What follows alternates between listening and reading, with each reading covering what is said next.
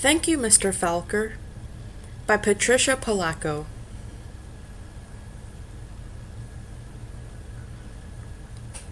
The grandpa held the jar of honey so that all the family could see, then dipped a ladle into it and drizzled honey on the cover of a small book. The little girl had just turned 5. "Stand up, little one," he cooed. "I did this for your mother, your uncles, your older brother, and now you." He handed the book to her. "Taste." She dipped her finger into the honey and put it into her mouth. "What is that taste?" the grandma asked. The little girl answered, "Sweet." Then all of the family said in a single voice, "Yes, and so is knowledge. But knowledge is like the bee that made that sweet honey. You have to chase it through the pages of a book." The little girl knew that the promise to read was at last hers. Soon, she was going to learn to read. Tricia, the littlest girl in the family, grew up loving books. Her school teacher mother read to her every night. Her red-headed brother brought his books home from school and shared them. And whenever she visited the family farm, her grandfather or grandmother read to her by the stone fireplace. When she turned 5 and went to kindergarten, most of all, she hoped to read. Each day, she saw the kids in the first grade across the hall reading. And before the year was over, some of the kids in her own class began to read. Not Tricia. Still, she loved being at school because she could draw. The other kids would crowd around her and watch her do her magic with the crayons. "In first grade you'll learn to read," her brother said. In first grade, Tricia sat in a circle with the other kids. They were all holding Our Neighborhood, their first reader, sounding out letters and words. They said, "B, oi, boy," and la, ook, look. The teacher smiled at them when they put all the sounds together and got a word right. But when Tricia looked at a page, all she saw were wiggling shapes, and when she tried to sound out words, the other kids laughed at her. "Tricia, what are you looking at in that book?" they'd say. "I'm reading," she'd say back to them. But her teacher would move on to the next person. Always when it was her turn to read, her teacher had to help her with every single word. And while the other kids moved up into the second reader and third reader, she stayed alone in Our Neighborhood. Tricia began to feel different. She began to feel dumb. The harder words got for the little girl, the more and more time she spent drawing.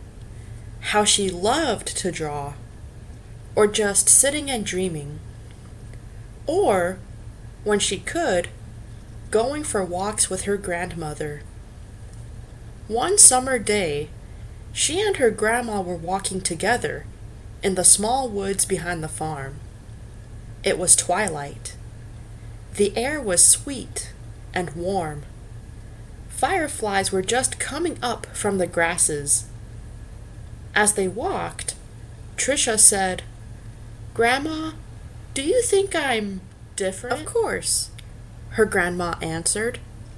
"To be different is the miracle of life. You see all of those little fireflies?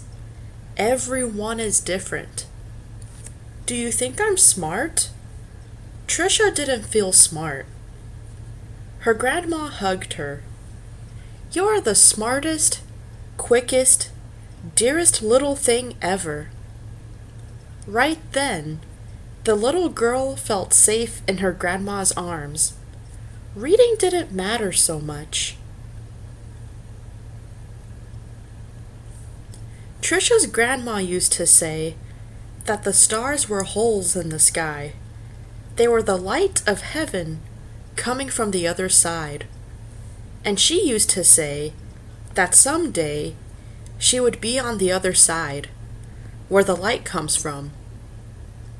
One evening, they lay on the grass together and counted the lights from heaven. You know, her grandma said, all of us will go there someday. Hang on to the grass, or you'll lift right off the ground, and there you'll be. They laughed, and both hung on to the grass. But it was not long after that night that her grandma must have let go of the grass, because she went to where the lights were, on the other side. And not long after that, Trisha's grandpa let go of the grass too. School seemed harder and harder now. Reading was just plain torture. When Sue Ellen read her page, or Tommy Bob read his page, they read so easily that Trisha would watch the top of their heads to see if something was happening to their heads that wasn't happening to hers. And numbers were the hardest thing of all to read. She never added anything right. Line the numbers up before you add them, the teacher would say. But when Trisha tried, the numbers looked like a stack of blocks, wobbly and ready to fall. She just knew she was dumb. Then, one day, her mother announced that she had gotten a teaching job in California, a long way from the family farm in Michigan.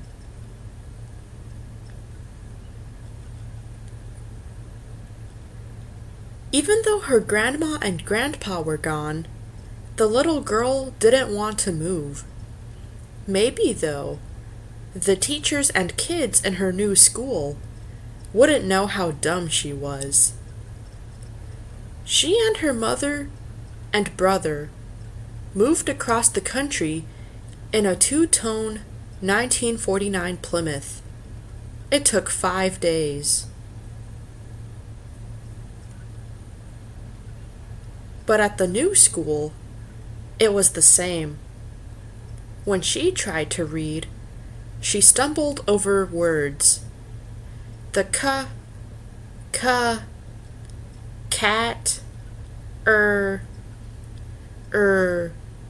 ran. She was reading like a baby in the 3rd grade. And when her teacher read along with them and called on Trisha for an answer, she gave the wrong answer every time. Hey, dummy! A boy called out to her on the playground. How come you are so dumb? The other kids stood near him, and they laughed. Trisha could feel the tears burning in her eyes. How she longed to go back to her grandparents' farm. Now Trisha wanted to go to school less and less.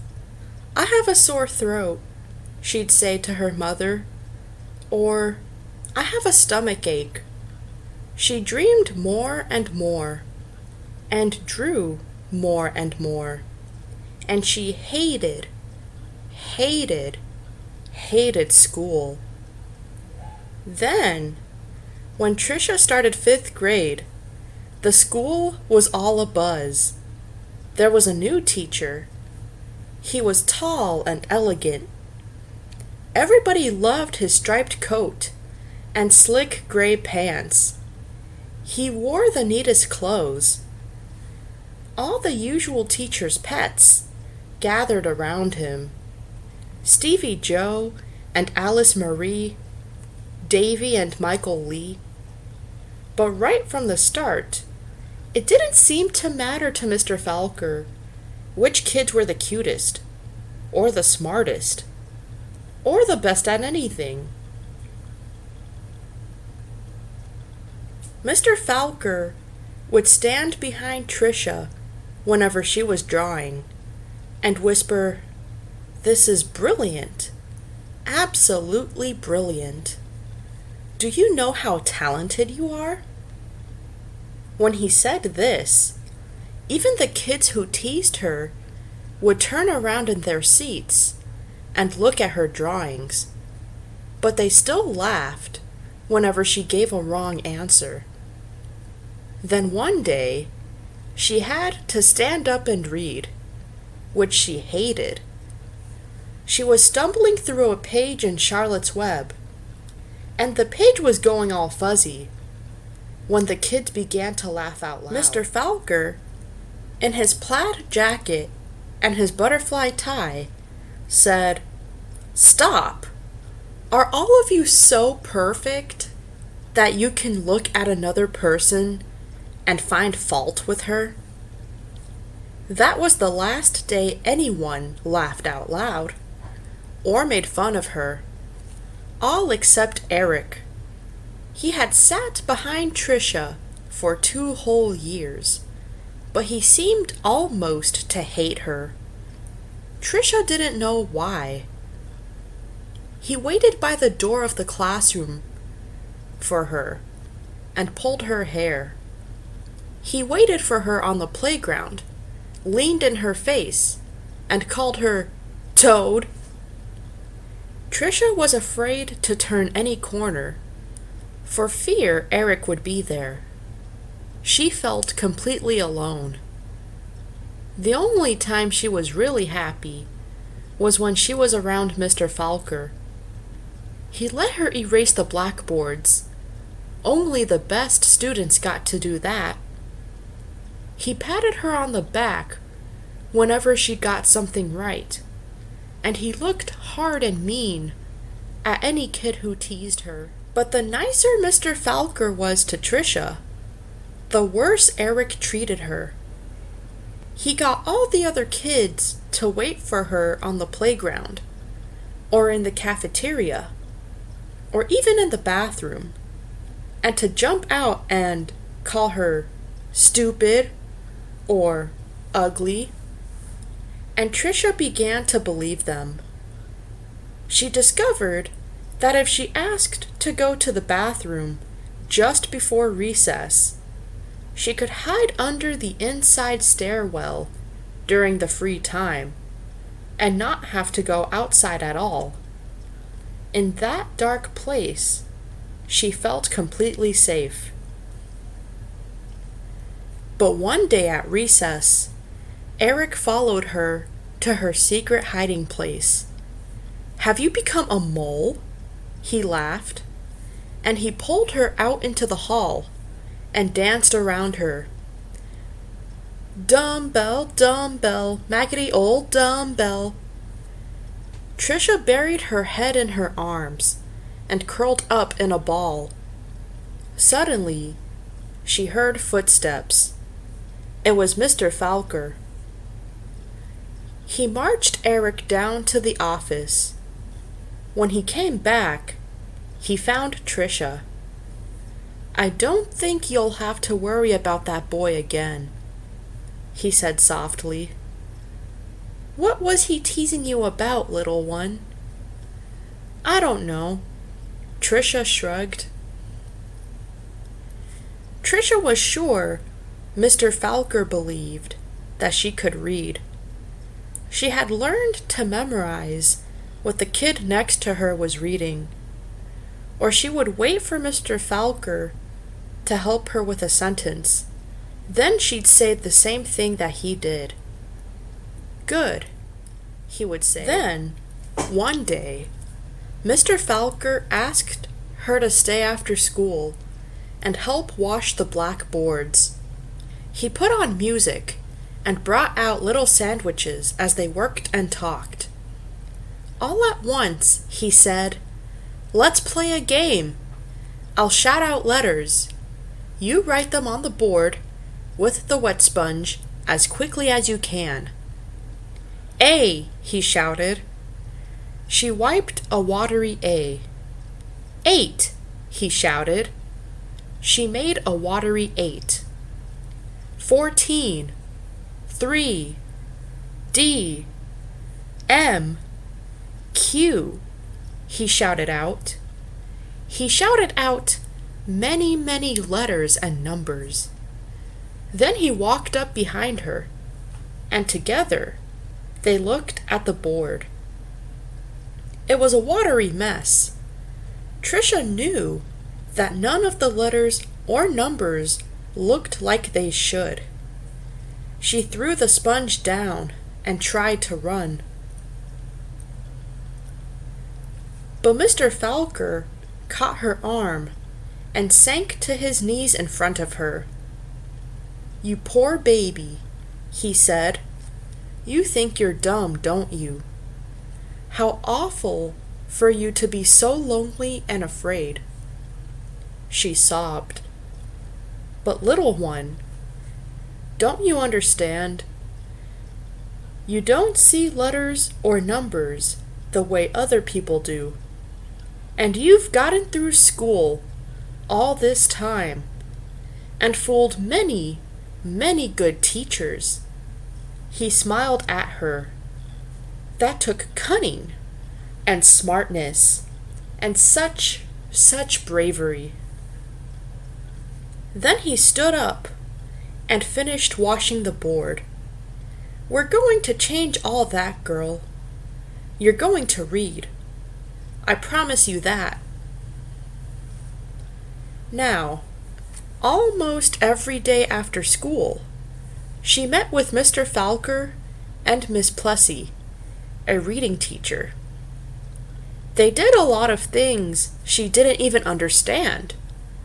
At first, she made circles in sand, and then big sponge circles on the blackboard, going from left to right, left to right. Another day, they flicked letters on a screen, and Trisha shouted them out loud.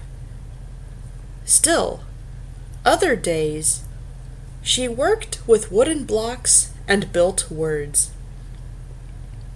Letters, letters, letters. Words, words, words. Always sounding them out. And that felt good. But, though she'd read words, she hadn't read a whole sentence. And deep down, she still felt dumb. And then, one spring day, it had been 3 months or 4 months since they had started. Mr. Falker put a book in front of her. She'd never seen it before. He picked a paragraph in the middle of a page and pointed at it. Almost as if it were magic, or as if light poured into her brain, the words and sentences started to take shape on the page as they never had before. She marched them off to... Slowly, she read a sentence, then another, and another, and finally, she'd read a paragraph, and she understood the whole thing. She didn't notice that Mr. Falker and Miss Plessy had tears in their eyes. That night, Trisha ran home without stopping to catch her breath. She bounded up the front steps, threw open her front door, and ran through the dining room to the kitchen. She climbed up on the cupboard and grabbed a jar of honey. Then she went into the living room and found the book on a shelf the very book that her grandpa had shown her so many years ago. She spooned honey on the cover and tasted the sweetness and said to herself, "The honey is sweet, and so is knowledge, but knowledge is like the bee who made the honey. It has to be chased through the pages of a book." Then she held the book, honey and all, close to her chest. She could feel tears roll down her cheeks, but they weren't tears of sadness. She was happy, so very happy. The rest of the year became an odyssey of discovery and adventure for the little girl. She learned to love school. I know, because that little girl was me, Patricia Polacco. I saw Mr. Falker again, some 30 years later at a wedding. I walked up to him and introduced myself. At first, he had difficulty placing me. Then I told him who I was, and how he had changed my life so many years ago. He hugged me and asked me what I did for a living. "Why, Mr. Falker," I answered, "I make books for children." "Thank you, Mr. Falker. Thank you."